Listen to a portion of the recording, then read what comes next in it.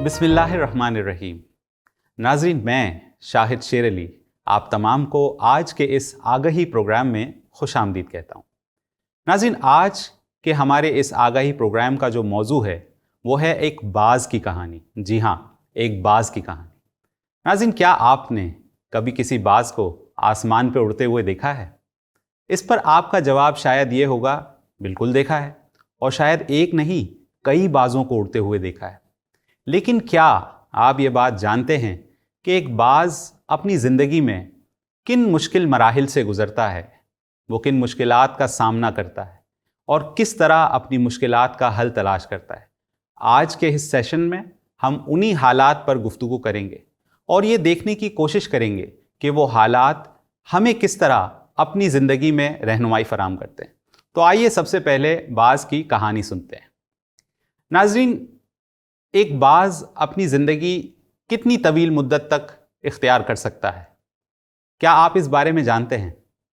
एक बाज़ की उम्र ज़्यादा से ज़्यादा 70 साल की हो सकती है, लेकिन इस 70 साल की ज़िंदगी तक पहुंचने के लिए बाज़ को अपनी ज़िंदगी में बहुत से मुश्किल फ़ैसले करने पड़ते हैं। जब बाज़ 40 बरस की उम्र को पहुंचता है तो उसकी बॉडी कमज़ोर होने लगती है, यानी उसकी जो मजबूत चोंच है जिससे वो शिकार को खाता है, वो चोंच अब बेंट हो जाती है। उसके पंजे और पंजों के नाखून जिनसे वो शिकार को दबोचता है, अब वो नाखून कमज़ोर होने लगते हैं। उसके वो पर जिनसे वो आसमान में उड़ता है, वो अब इतने भारी हो जाते हैं कि वो उसके सीने से चिपक जाते हैं और अब वो सही तरह उड़ नहीं पाता। ऐसी सूरत हाल में बाज़ के पास सिर्फ एक रास्ता होता है, या तो वो अपनी ज़िंदगी का ख़ात्मा कर दे या अपनी गिव अप कर दे, या फिर उसे तब्दीली के एक मुश्किल प्रोसेस से गुज़रना होता है। और इस प्रोसेस के अंदर बाज़ पहाड़ की एक ऊंची चोटी पर जाकर बैठ जाता है। जब वो बाज़ पहाड़ की ऊंची चोटी पर जाकर बैठता है तो सबसे पहले वो अपनी उस मुड़ी हुई चोंच को, जो कि अब कमज़ोर हो चुकी है, उसे चट्टान पर मार मार कर तोड़ देता है और फिर इंतज़ार करता है कि जब उसकी नई चोंच आती है। और जब नई चोंच आती है तो उस चोंच से वो अपने पुराने फरसूदा नाखूनों को उखाड़ता है, और ये बड़ा तकलीफ़ दे अमल होता है। और जब वो अपने नाखूनों को उखाड़ता है तो फिर उसके नए नाखून आते हैं, और फिर जब उसके नए नाखून आते हैं तो वो उन नाखूनों के ज़रिए अपने उन पुराने परों को उखाड़ता है।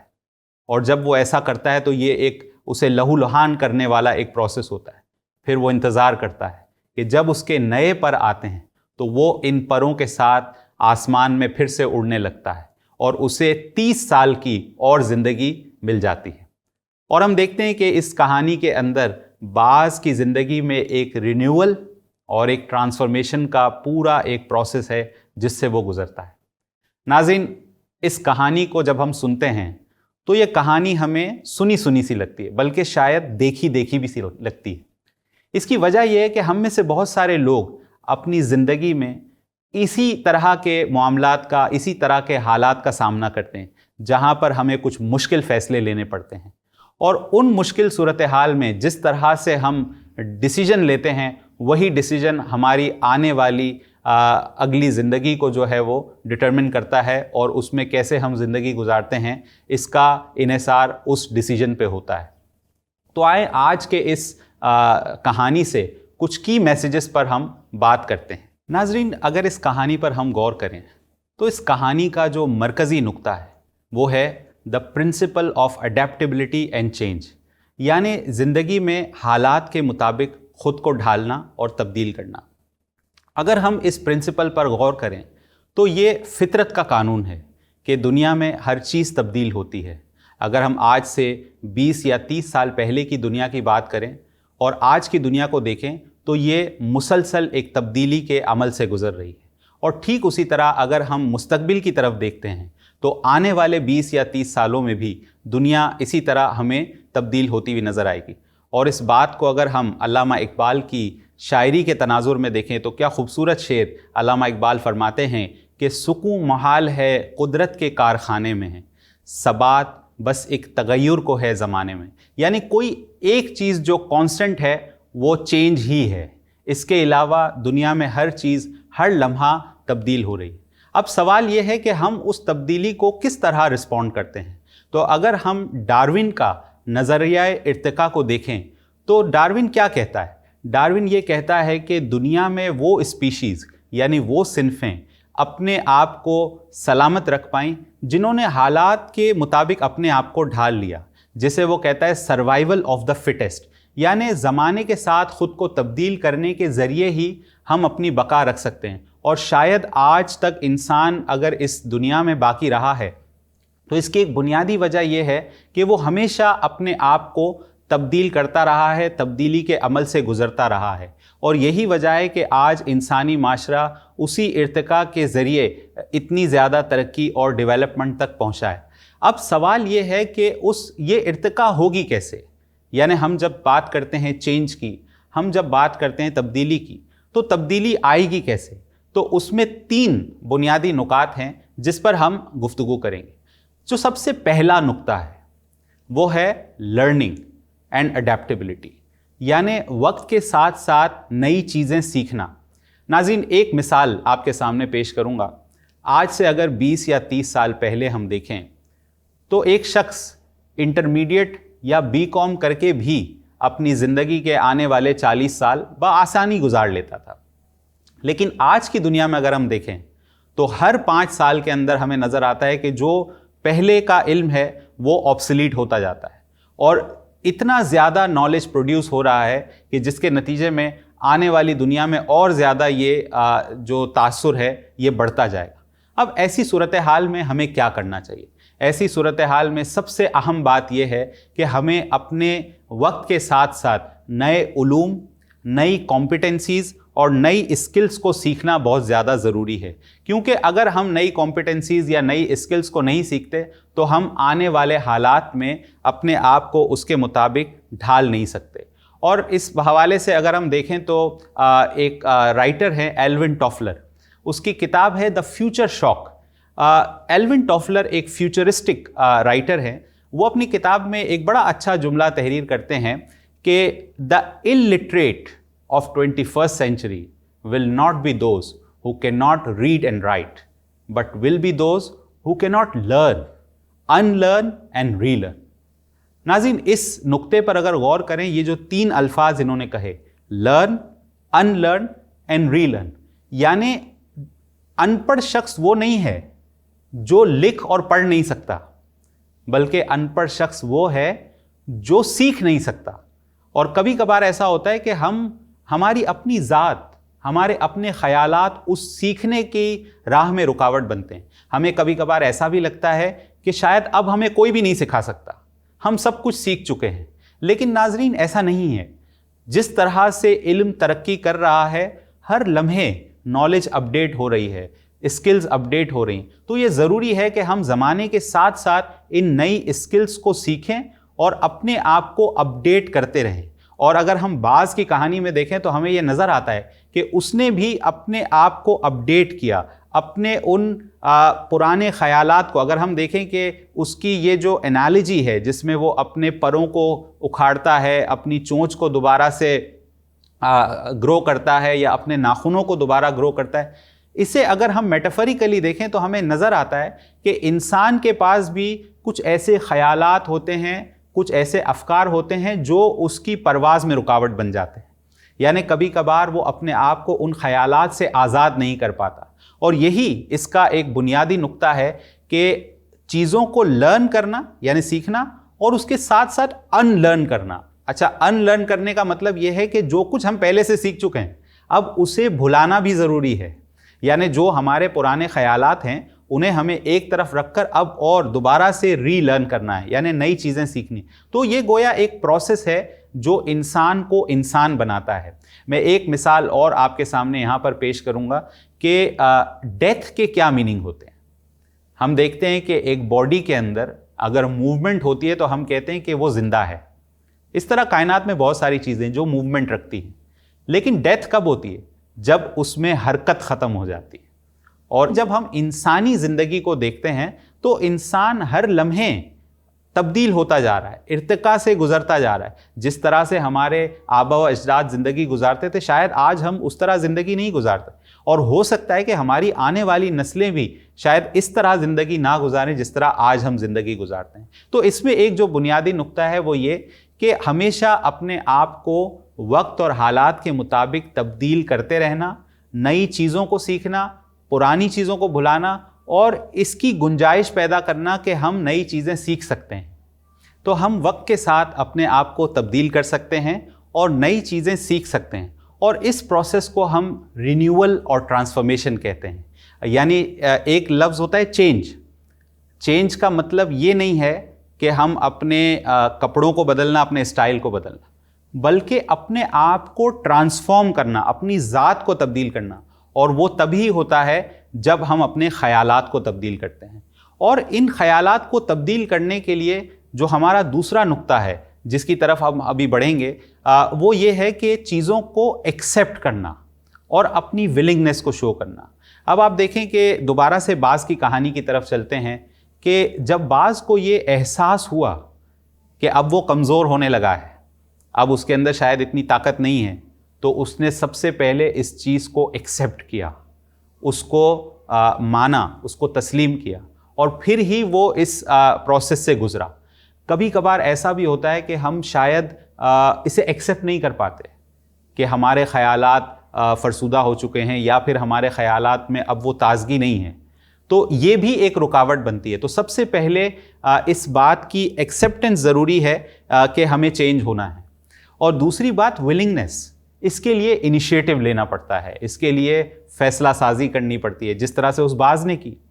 کبھی کبھار ہم اس بات کو مانتے تو ہیں، لیکن ہم اس بات کے لیے تیار نہیں ہوتے کہ ہم اس تبدیلی کے لیے اپنے آپ کو آگے لے کر جائیں، اور ہم یہی سوچتے رہتے ہیں کہ شاید اب بہت وقت ہو چکا ہے، اب ہم اپنے آپ کو تبدیل نہیں کر سکتے۔ ٹھیک اسی طریقے سے جس طرح ہم مثال کے طور پر ہم جب کوئی ایک کریئر اختیار کرتے ہیں، ایک زمانہ ایسا تھا کہ شاید ایک ہی کریئر میں لوگوں کی زندگی گزر جایا کرتی تھی، اور وہ اسی کے ساتھ اپنی زندگی کو بسر کر لیتے تھے۔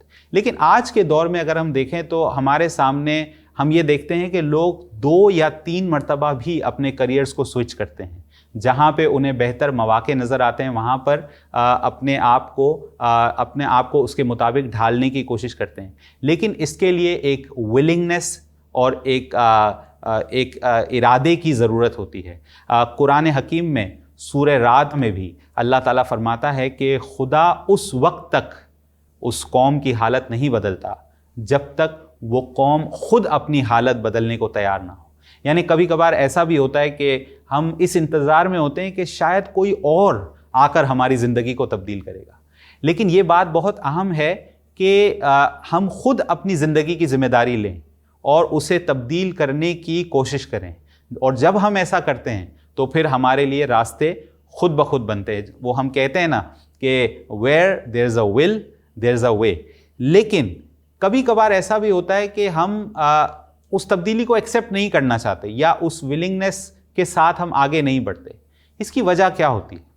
اس کی وجہ یہ ہوتی ہے کہ ہم اپنی زندگی میں ہمیشہ ایک کمفرٹ زون میں رہنا چاہتے ہیں۔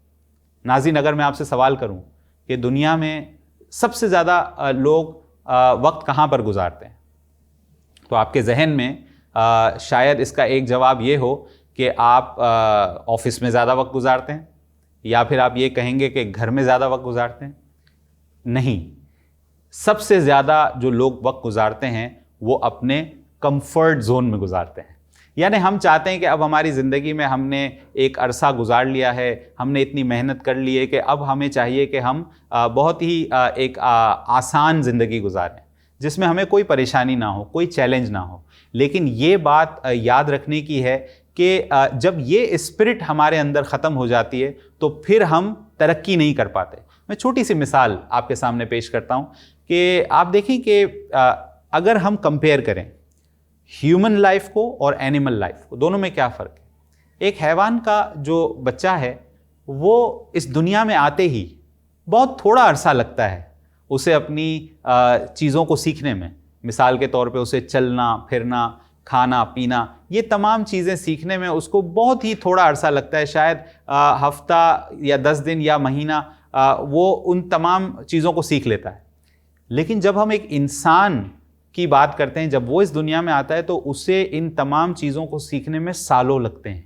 اسے چلنے میں 1 سے 1.5 سال لگتا ہے، اسے خود سے کھانا پینا یہ ساری چیزیں کرنے میں بہت بڑا عرصہ لگتا ہے. ایسا کیوں ہوتا ہے؟ حالانکہ ہم کہتے ہیں کہ انسان تو اشرف المخلوقات ہے، لیکن پھر بھی ایک جانور اس کے مقابلے میں بہت جلدی چیزیں سیکھتا ہے. اس کی وجہ یہ ہے کہ یہ اس جانور کی ترقی کی میگزیمم لمٹ ہے جس کو وہ اٹین کر لیتا ہے. تو آپ سوچیں اس حوالے سے اگر ہم انسان کی زندگی کو دیکھیں جو اتنا سست روی کا شکار ہوتا ہے، تو ایسا کیوں ہوتا ہے؟ کیونکہ اگر ہم انسان کی زندگی میں دیکھیں تو یہ جتنا سلو پروسیس سے وہ چیزیں سیکھتا ہے تو ہم اندازہ کر سکتے ہیں کہ اس کی ترقی کی میگزیمم لمٹ کیا ہوگی. یعنی اس کا سیکھنے کا عمل کبھی بھی نہیں رکتا، وہ اپنی زندگی کے آخری مرحلے تک سیکھتا رہتا ہے اور اپنے آپ کو تبدیل کرتا رہتا ہے. لیکن اس سارے پروسیس کے لیے بہت ضروری ہے کہ سب سے پہلے ہمارے اندر ایک ایکسیپٹنس ہو کہ جی ہمارے اندر ابھی بھی سیکھنے کی گنجائش باقی ہے، ہمارے اندر ابھی بھی اور تبدیلی لانا باقی ہے. تو ناظرین، جو تیسرا نقطہ جو اس چینج کے پروسیس میں ہمیں جو بہت اہم ہے وہ ہے کہ یہ کہ چینج پینفل ہوتا ہے اور اس کے لیے بہت پیشنس بھی ریکوائرڈ ہوتی. جیسے ہم نے بعض کی زندگی میں دیکھا کہ چینج لانا ہمیشہ اتنا آسان نہیں ہوتا، بلکہ آپ کو اس کے لیے بہت زیادہ محنت بھی کرنی پڑتی ہے. ناظرین، آج ہم جس دنیا میں زندگی گزارتے ہیں، ہم بہت زیادہ رزلٹ اورینٹڈ اپروچ کے ساتھ زندگی گزارتے ہیں. یعنی ہمیں ہر چیز کا جو رزلٹ ہے وہ بہت جلدی چاہیے ہوتا ہے.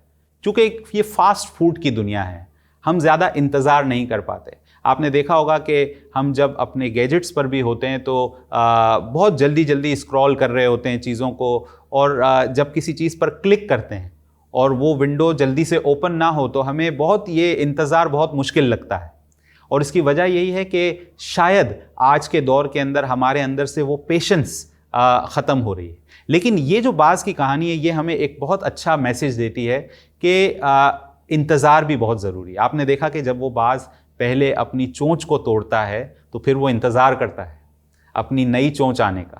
پھر جب وہ اپنے ناخنوں کو نکالتا ہے تو پھر وہ انتظار کرتا ہے کہ جب اس کے نئے ناخن آئیں. اور پھر جب وہ اپنے پروں کو اکھاڑتا ہے تو پھر وہ انتظار کرتا ہے. اور اس پورے پروسیس کو تقریباً 150 دن کا عرصہ لگتا ہے، اور جس کے دوران اس کے جو دوسرے ساتھی ہیں وہ اس کی ضروریات کو پورا کر رہے ہوتے ہیں.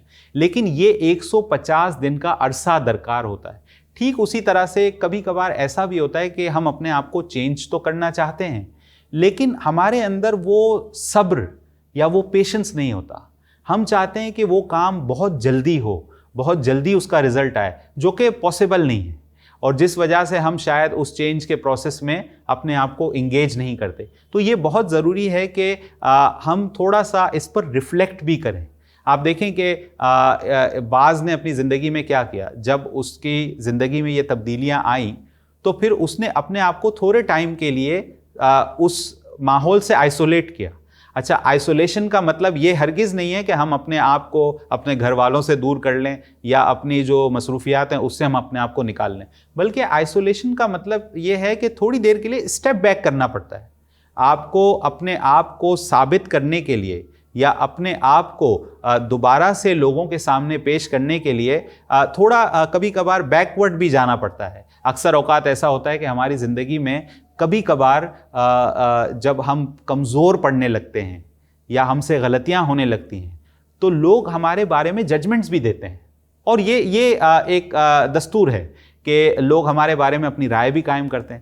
اس صورتحال میں ہمیں کیا کرنا چاہیے؟ اس صورتحال میں ہمیں جو کرنا چاہیے وہ سب سے پہلے اپنے آپ کو اس صورتحال سے تھوڑا اسٹیپ بیک کرنا چاہیے، اپنے آپ پہ ریفلیکٹ کرنا چاہیے، اپنے آپ پہ غور کرنا چاہیے، اپنی صلاحیتوں کا، اپنی نالج کا از سر نو جائزہ لینا چاہیے.